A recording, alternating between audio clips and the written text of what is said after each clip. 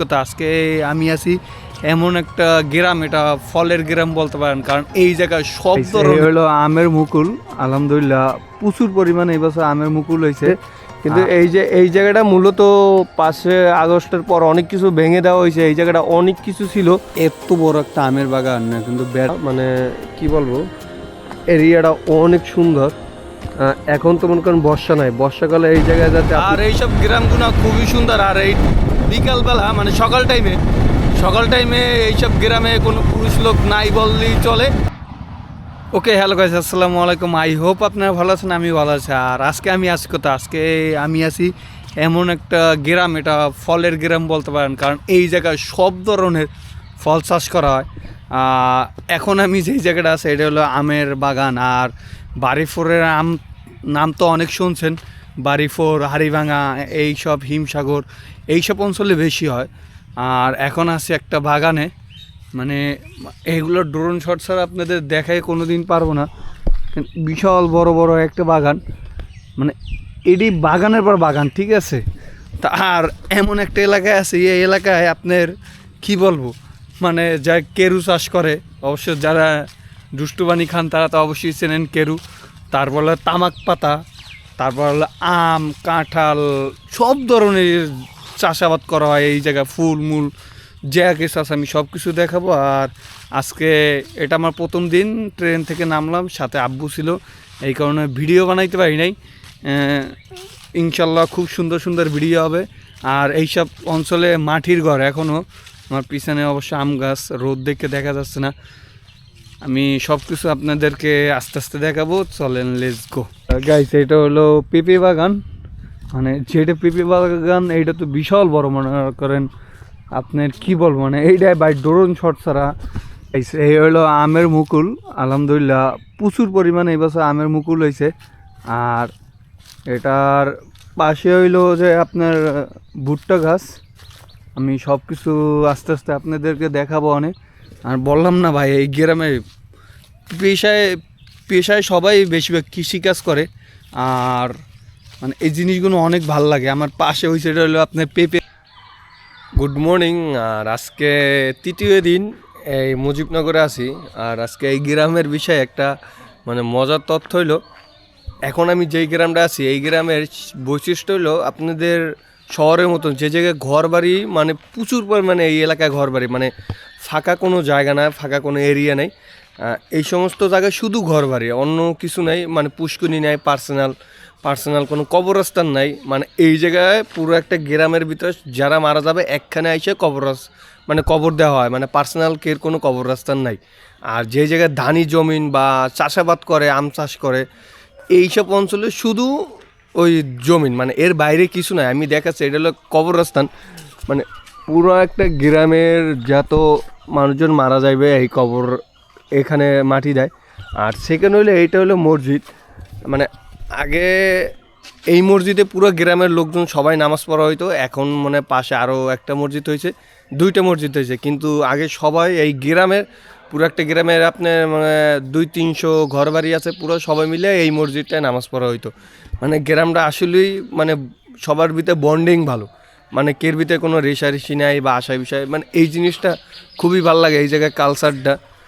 আর মূলত ভিডিও করা হয় না, ওই জন্য সকালবেলা একটু বের হয়, তারপর সারাদিন ব্যস্ততার ভিতরে থাকা পরে ঘোরার পরে দেখি আজকে সুন্দর সুন্দর কয়েকটা প্লেসে যাওয়ার ইচ্ছে আছে, যাতে ওই জায়গায় যাই অবশ্যই আপনাদের দেখাবো।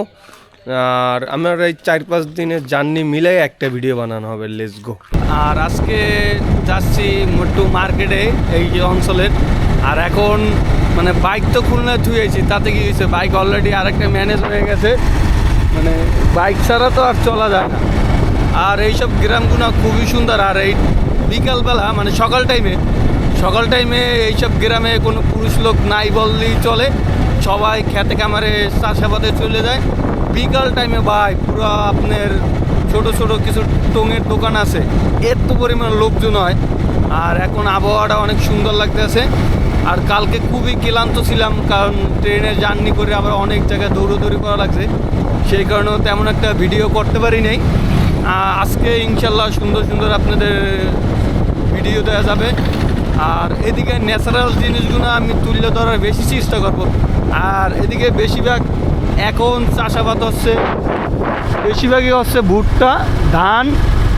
আর আমাদের বরিশালে তো এখন কোনো ধানের কোনো সিস্টেমই নাই। আর এদিকে এখন ধান চাষ করতে আছে, ভুট্টা, কিছুদিন পর আম উঠে যাবে।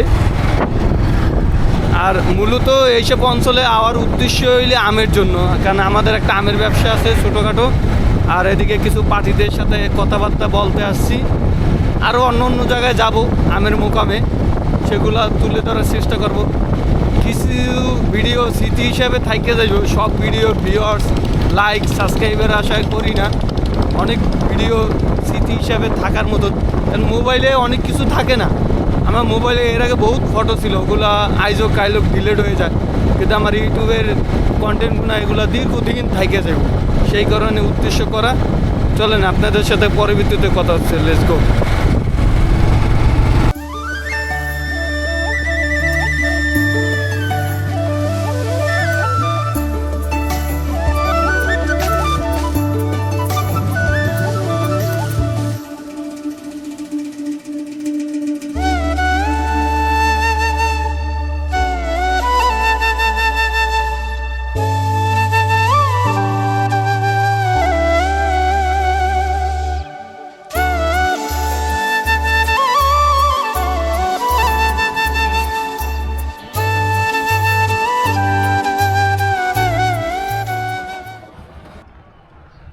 আর গাইস, এটা হলো মুজিবনগরের। আর এই জায়গাটা পুরোটা মানে পুরো বাংলাদেশের মানচিত্রটা আঁকা। অবশ্যই আমার আল্ট্রা ক্যামেরাটা বোঝা যাচ্ছে খুবই সুন্দরভাবে। দেখি একটু জুমিং করি, জুমিং করলে অবশ্যই আমারটা মনে হয় ভালো লাগবে। মানে এইটা এরিয়া বিশাল বড় এরিয়া, আমি একটু জুম করে দেখাচ্ছি আপনাদেরকে। আর ওটা হলো সাগর, মানে এটা বঙ্গোপসাগর, এটা হলো আঁকা হয়েছে। কিন্তু এই জায়গাটা মূলত 5 আগস্টের পর অনেক কিছু ভেঙে দেওয়া হয়েছে। এই জায়গাটা অনেক কিছু ছিল, সুন্দর সুন্দর আলপনা আঁকা ছিল, আরও মূর্তি আঁকা ছিল। এইসব জিনিসগুলো সবই ভেঙে দেওয়া হয়েছে, কারণ আমরা তো বাঙালি, হুজুগে বাঙালি বেশি।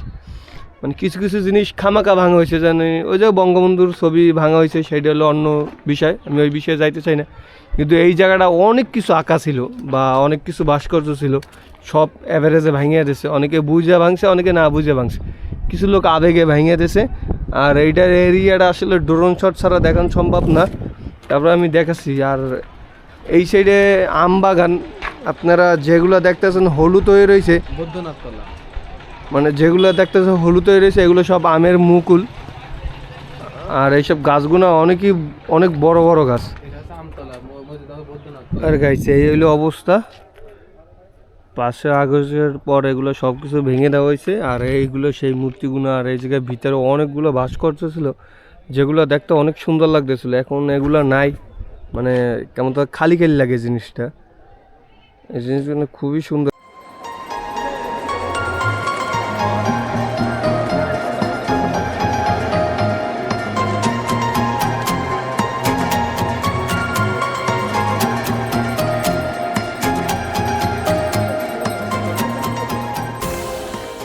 ওকে, হ্যালো গাইস। আর আজকে 3 দিন চলতে আছে। আর আজকে যেই জায়গাটা আছি, এই জায়গাটা একটা হাওর এলাকা, মানে কি বলবো, এরিয়াটা অনেক সুন্দর।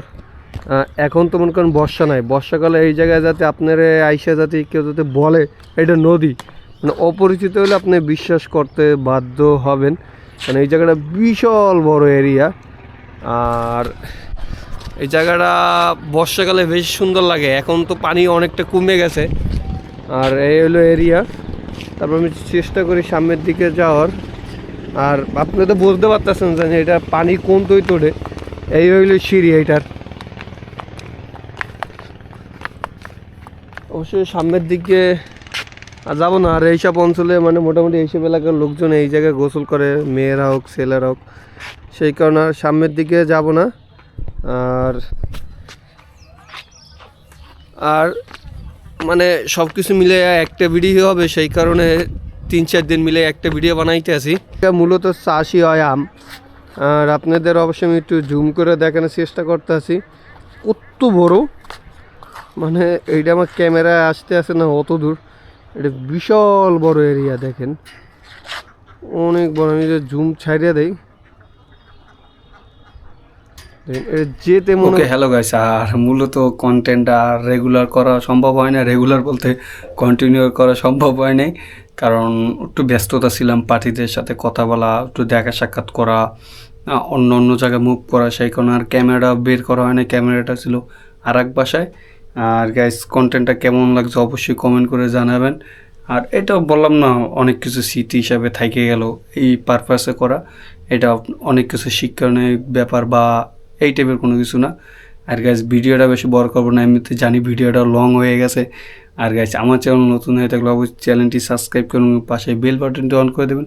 আপনাদের সাথে দেখা হচ্ছে নেক্সট ব্লগে। ততদিন সুস্থ থাকবেন, ভালো থাকবেন, আল্লাহ হাফেজ।